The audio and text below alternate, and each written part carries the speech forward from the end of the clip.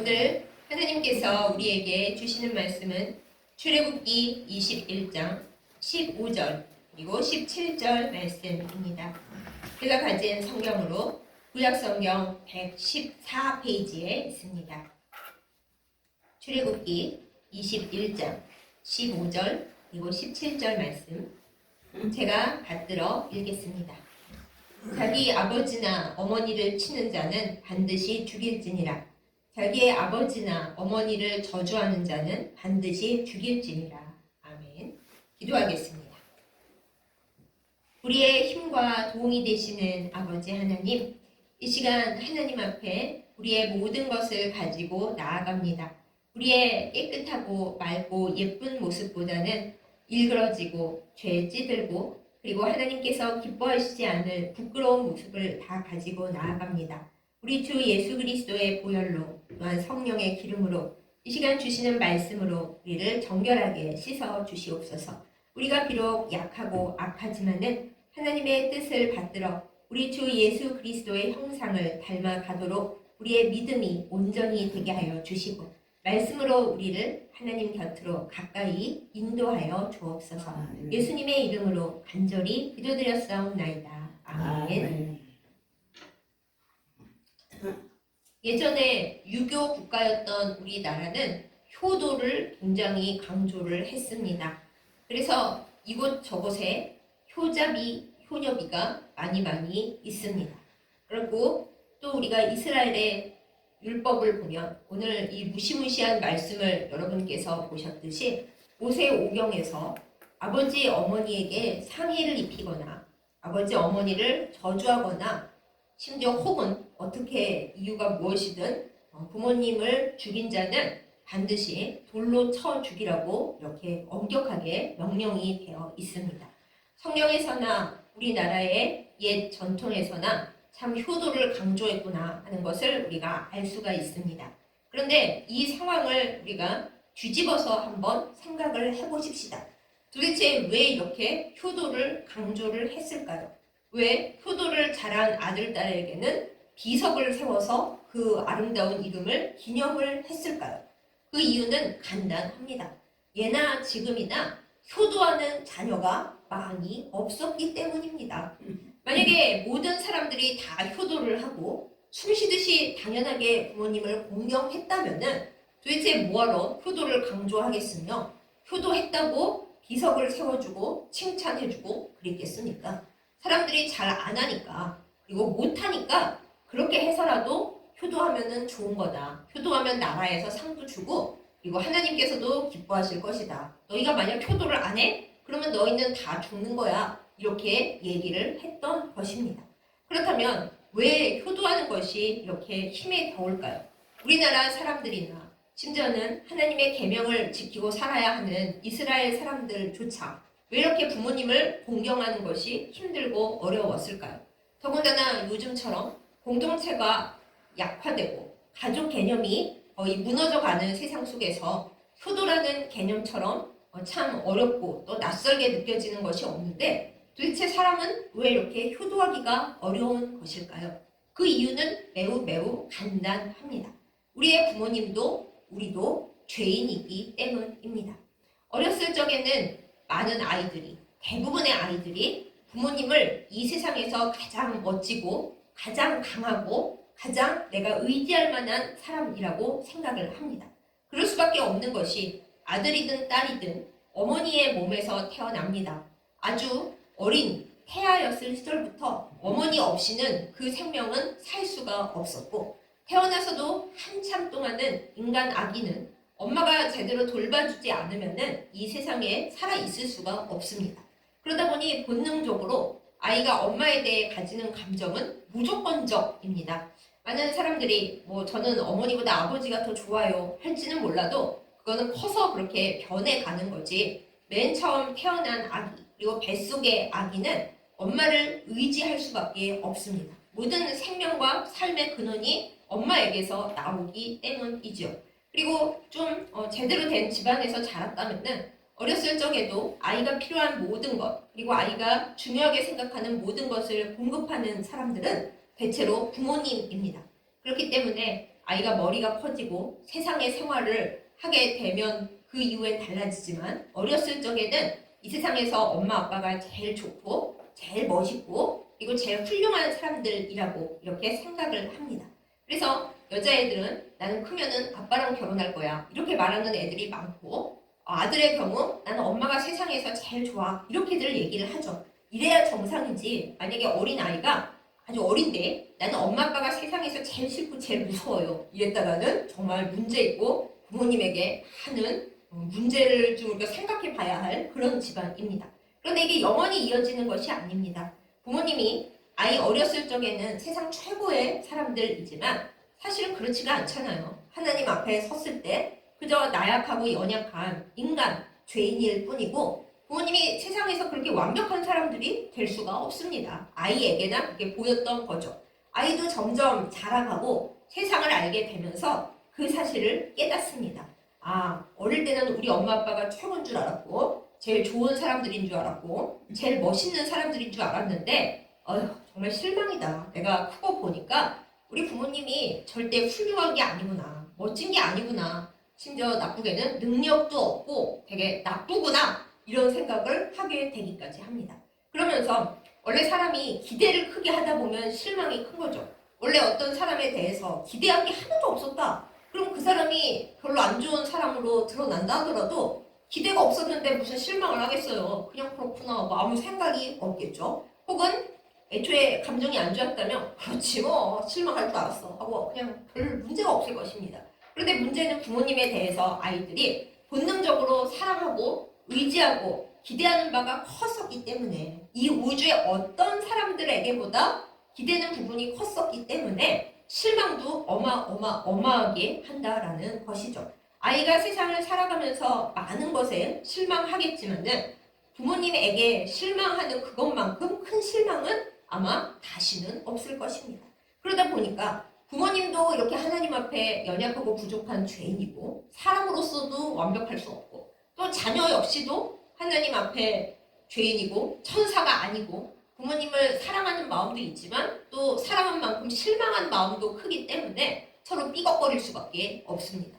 그나마 부모님은 내리사랑이라고 부모이기 때문에 그래도 모자라고 부족해도 자녀를 웬가하는 일이 아니면은 무조건적으로 사랑이 흘러내려가게 되지만은 자녀는 그렇지가 않잖아요. 우리 부모님이 훌륭하고 좋은 분인 줄 알았는데 알고 보니 너무 창피한 사람들이고 부끄러운 사람들이고 너무 실망스러운 사람들이었다. 그러면 자녀는 굉장히 마음이 상하게 됩니다. 또 대부분의 인간관계란 싫으면 안 볼 수 있습니다. 요새 말로 손절한다고 그러죠. 그 사람 나 너무 싫다. 만나기만 하면 싸우고 난리가 난다. 그러면 안 보면 되는 거죠.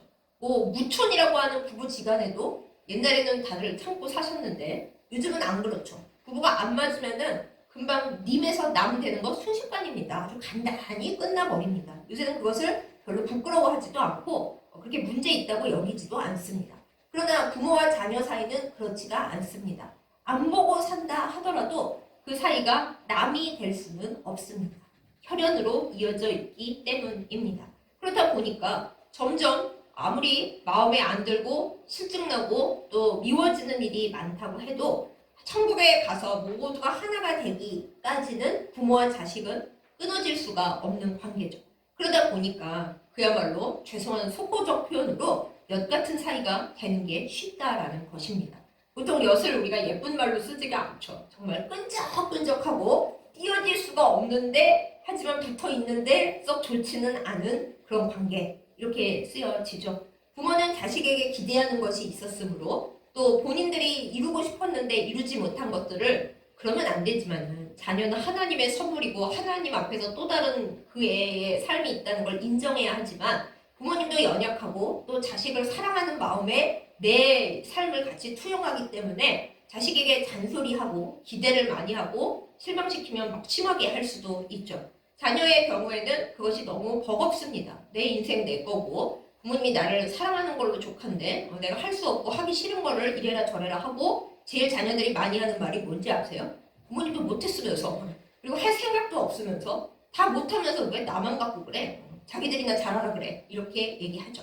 이 말을 하는 자녀가 어르신들 보기엔 괘씸하고 못돼 먹었지만 꼭 자녀가 나쁘다고도 말할 수는 없죠. 그만큼 부모도 모자르고 자녀도 모자르기 때문에 죄인으로서 하나님 앞에 산다 하면서도 서로 충돌할 수밖에 없는 겁니다. 그러다 보니 자녀 입장에서는 부모님을 사랑하고 공경하는 것이 정말로 많이 어렵습니다.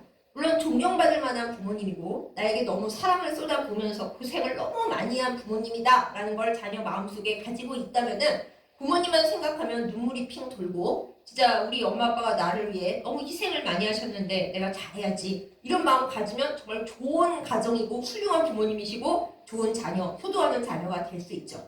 그렇지만 이 죄 많은 세상에서 그게 어디 쉽겠습니까? 마귀가 가정을 파탄내려고 너무나 노력을 하기 때문에 웬만한 자녀는 부모님에 대해서 양가 감정을 갖습니다. 부모님을 사랑해서 너무 애달프지만 부모님을 생각하면 너무 마음이 구질구질하고 정말 너무 속이 힘들다. 그래서 오늘 설교 제목이 구질해도 애달픈이 된 거예요. 어버이 그 이름 구질구질하고 그렇지만은 애달픈 이름이다. 이렇게 붙습니다.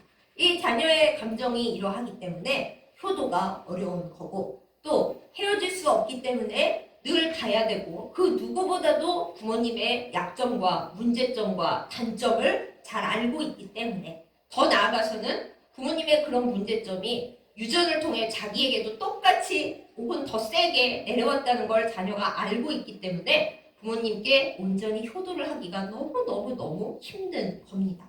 그렇기 때문에 하나님 안에서 우리가 살아감에 있어서 우리의 믿음을 나타내고 우리의 변화된 모습을 나타내는 가장 중요한 척도 중에 하나는 이렇게 어렵고 구질구질하고 애달프기도 한 5만 가지 감정이 다 섞여 있는 부모님께 하나님의 말씀 안에서 효도하는 것, 그것이 하나님의 믿음의 자녀들이 해야 할 중요한 일입니다. 실제로 오늘 출애굽기 말씀에서 부모님을 때리거나 저주한 자는 죽일지니라 라는 이런 끔찍한 말이 아니더라도 십계명에 하나님께서 하나님을 사랑하고 하나님만 섬기라 하신 그 계명 바로 다음에 인간관계에서 주시는 계명 첫 번째로 나온 것이 뭡니까? 내 부모를 공경하라입니다. 그리고 에베소서 6장에서는 이 내 부모를 공경하라 라는 법에 대해서 계명에 대해서 이렇게 설명을 덧붙입니다. 이것은 하나님께서 주신 약속이 있는 첫 번째 계명이다. 이 세상에 하나님이 계명을 주시면서 네가 이런 것들을 잘하면 내가 복을 줄 거야. 그 약속을 하셨는데 그 약속이 들어가 있는 계명 중 첫 번째가 네 부모를 공경해라 라는 것입니다. 그러면서 네가 부모님을 공경을 잘한다면은 네가 이 땅에서 복받고 잘 되고 오래오래 건강하게 장수하면서 살 거다라고 하나님께서 약속을 주셨다고 이렇게 에베소서 6장에 기록되어 있습니다. 그러니까 효도를 잘하면 부모님께만 좋은 게 아니라 사실은 나 잘 되자고 효도하는 거죠. 하나님께서 약속까지 해주시면서 네 부모를 공경하도록 해라. 그렇게 하면 내가 공짜로 그냥 놔두지 않고 그게 얼마나 힘들고 너 자신을 극복해야 되고 너의 문제점까지도 다 끌어안아야 되는 것인지를 내가 잘 알고 있기 때문에 이 땅에서 살아가는 동안의 복은 네 부모 공경하는 것으로 내가 다 쏟아부어 줄 거야. 이렇게 약속을 하셨다라는 것입니다. 왜 하나님이 이렇게 약속을 쏟아부으시겠어요? 계속 말씀드리지만 이게 결코 쉬운 일이 아니기 때문입니다. 하나님께서 누구보다 자녀들이 부모님께 효도하는 게 쉽지 않다는 것을 알고 계십니다. 그렇기 때문에 그 힘들고 어려운 그 일을 믿음으로써 하나님을 사랑하는 마음으로써 행한다면은 이 땅에서 살아가는 동안 어렵지 않도록 모든 것을 부어주마 이렇게 하나님께서 약속을 해주시는 것입니다. 사랑하는 여러분, 부모님이 살아 계시건 또한 이 세상을 떠나 소천하셨건 우리의 마음속에서 우리의 부모님에 대한 모든 후회와 자책과 미련과 때로 분노와 미움과 원망까지 하나님 앞에서 다 내려놓는 우리, 그리하여 복을 받는 우리가 되기를 예수님의 이름으로 축복합니다. 하나님은 부모님을 우상으로 숭배하고 하나님으로 여기라고 주지 않으셨습니다. 오직 우리는 하나님만을 사랑해야 맞습니다. 부모님을 하나님보다 더 사랑한다? 하나님이 원치 않으시는 일입니다. 될 수도 없습니다. 부모님은 흠이 많은 죄인인 인간인걸요. 나는 부모님이 이상형이고 롤모델이다? 참 좋지만은 그럴 수는 없습니다. 부모님의 문제와 어둠과 죄악을 우리는 너무나 많이 알고 있기 때문에 부모님을 내 이상형으로 삼았다? 100에 99 실망할 수밖에 없습니다.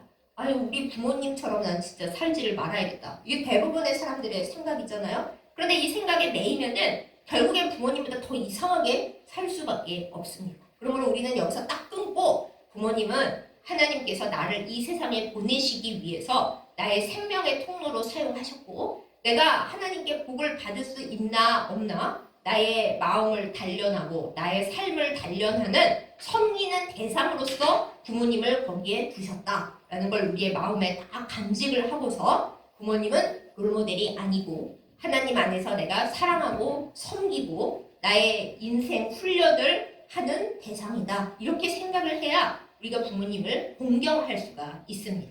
부모님은 자식을 사랑하는 마음이 어느 정도 본능적으로 흘러나오고 내려가시지만은 자녀는 그렇게 거꾸로 올라갈 수가 없어요. 그러므로 자녀는 스스로 하나님 앞에서 기도하면서 하나님 앞에 나아가야 합니다. 하나님, 저에게 부모님을 주셨습니다. 부모님을 주셨기 때문에 부모님이 어떠했든 부모님 덕에 저는 하나님 앞에서 생명을 받았고 부모님이 저를 버리지 않고 양육을 하셨기 때문에 저는 커서 자라서 이 자리에 있을 수 있습니다. 이것을 감사하게 하여 주시옵소서. 우리가 먼저 이렇게 기도를 해야 합니다.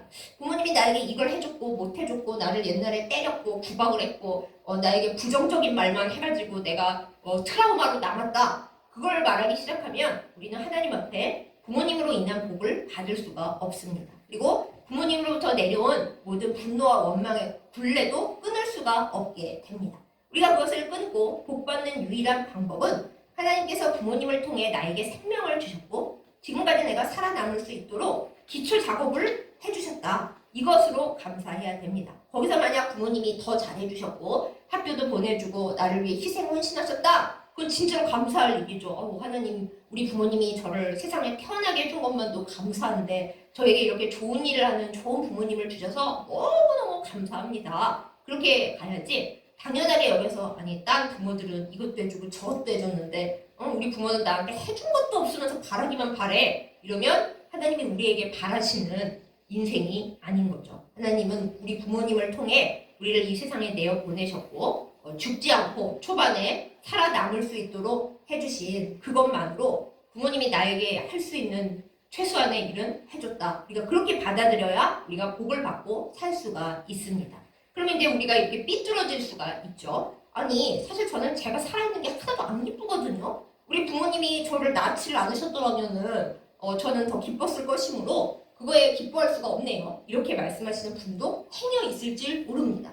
그 욥도 고난당하고 힘겨울 때는 자기 생일을 저주하면서 우리 부모님이 나를 안 가졌더라면 나를 안 태어나게 했더라면 내가 이 고생을 안 할 텐데 하고 성경에서 한참 화풀이하고 원망하는 내용이 있긴 있거든요. 그렇지만 사랑하는 여러분, 우리가 살아있고 특히 하나님 앞에 이렇게 서 있을 수 있다는 것은 하나님이 우리를 사랑하신다는 증거입니다. 우리가 이 세상에 태어나지 않고 아예 아무것도 아니었더라면 어쩌면 편하고 후련했을 수는 있을지 몰라도 우리의 하나님 앞에서의 모습이 아예 없잖아요. 없으면 진짜로 편할까요? 아닙니다. 하나님께서 우리를 사랑하셨고 우리를 살게 하셨고 이제 하나님 앞에 돌아가서 하나님이 나를 위해 예비하신 좋은 것을 영원히 하나님과 더불어 누리게 하신 이것이 복이지 이 세상에서 내가 편안히 살고 부유하게 살고 고생 안 하고 살아서 내 생명에 의미 있다? 그거는 절대 아니라는 걸 우리가 믿음으로 받아들여야 하겠습니다. 그러므로 하나님께서 나에게 주신 가장 큰 이 구원받은 생명이 하나님께로부터 와서 내 부모님을 거쳐서 나에게 주어졌으므로 우리는 하나님 앞에 믿음으로 이것부터 감사해야 진짜 믿음의 시작인 겁니다. 하나님 저를 생명을 주시고 구원해 주셔서 감사합니다. 내 부모님을 통해서 생명으로 이 땅에 태어나게 해주신 것 그거 감사합니다. 이거 시작할 때에 우리가 부모님에 대해 원망하거나 분노하거나 슬프거나 그래서 나에게 유전된 모든 죄의 사슬이 끊어지게 됩니다. 그러므로 우리가 이것으로 시작해서 부모님을 공경하는 기초를 만들고 부모님을 우리가 미워하지 않아야 하나님도 미워하지 않습니다. 왜냐하면 하나님이 우리의 생명의 진정한 부모시잖아요. 내가 내 부모님을 좋아하지 않고 부모님을 원망한다? 그러면 은연중에 마음 한가운데 나의 생명의 근원이신 나의 진정한 부모이신 하나님을 온전히 사랑할 수 있는 마음이 없습니다. 그러므로 우리는 하나님 앞에 이렇게 기도해야 합니다. 하나님, 부모님을 통해 나에게 생명을 주심을 감사합니다. 부모님이 나의 부모님이라는 이 존재만으로 공경하고 용서하고 사랑합니다. 그것을 통해서 저의 사랑과 거듭난 몸과 마음이 하나님을 사랑하는데 온전히 이루게 하여 주시옵소서. 이것이 우리가 기도하던 모든 시작점이 될 때 이 땅에서 잘되고 장수하고 모든 죄의 사슬이 끊어지는 놀라운 역사가 일어나게 될 줄 믿습니다.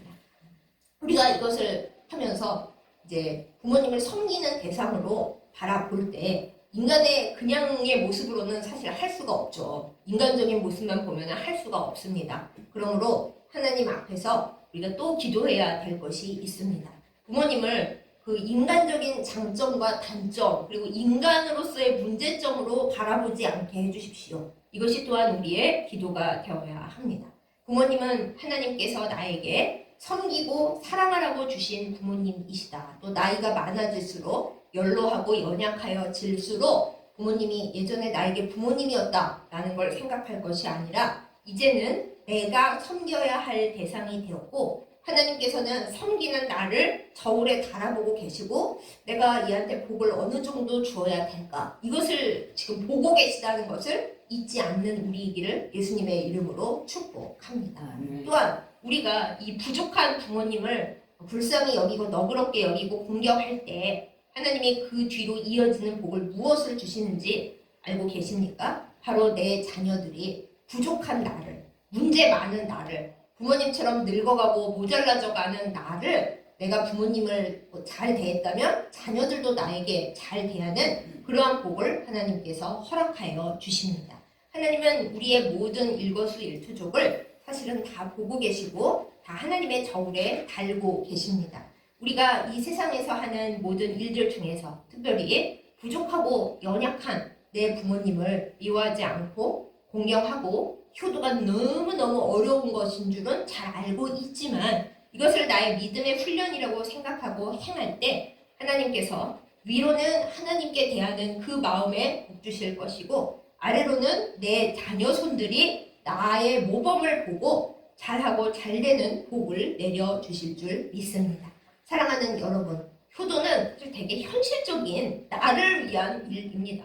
부모님 좋자고 효도하는 게 아니고요. 하나님께서 나에게 주시는 복을 받자고 사실은 효도하는 거예요. 내가 잘 되자고, 내 자녀손들이 잘 되자고. 그래서 이것을 온전히 실천하여서, 어렵지만 실천하여서 하나님께로부터 오는 모든 복을 누리는 우리이기를 예수님의 이름으로 축복합니다.